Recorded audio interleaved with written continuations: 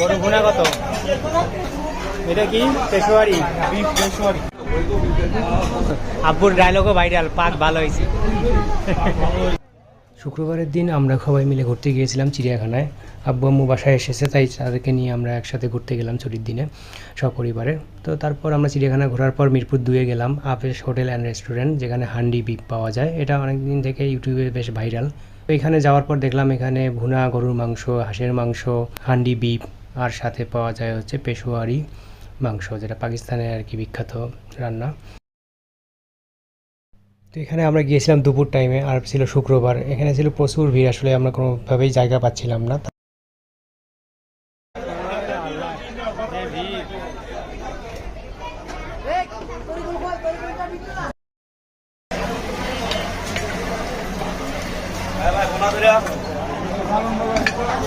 এটা কি ভাই? গরু ভুনা কত? ভুনা 240 টাকা। এটা কি পেশোয়ারি? বিফ পেশোয়ারি এটা কত? 260। মশলা ছাড়া।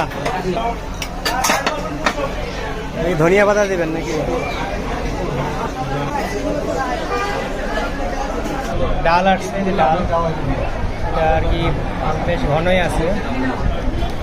আবেশ হোটেলের ভাইরাল আবেশ হোটেল। আরবি কি খাচ্ছে? আরবি বিরিয়ানি, মোরগ পোলাও। এই যে আবেশ হোটেলের মোরগ পোলাও।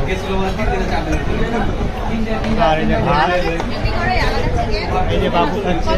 এই যে আবেশ হোটেলের হান্ডি চলে আসছে, ঠিক আছে।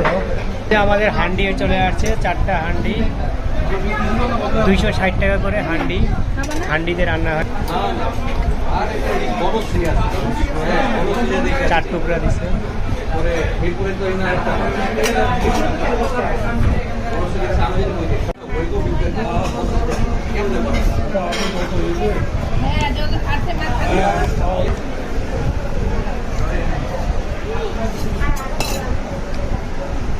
আব্বু কেমন হান্ডি আবেশ হোটেলের? ইউটিউবে ভাইরাল, আব্বুর ডায়লগও ভাইরাল, পাক ভালো হয়েছে। হান্ডি আম্মু কেমন হয়েছে? আরবি বিরিয়ানি কেমন? মজা? তোমার হান্ডি?